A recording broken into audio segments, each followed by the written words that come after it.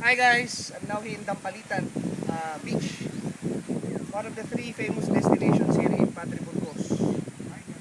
The first one is Borawa, the second one is Buhangin with Nuevang Lapas, and this is the third one, again Dampalitan Beach.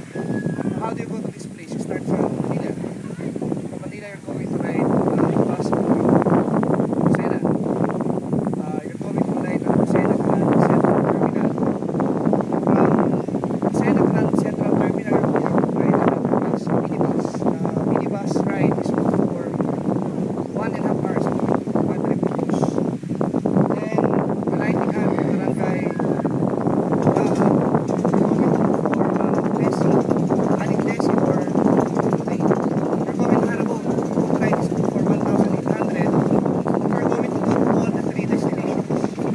If you're going to Backbone, into Borawan, it's 800. Then Buhangin is 1,800. So it's better if you go to the three islands.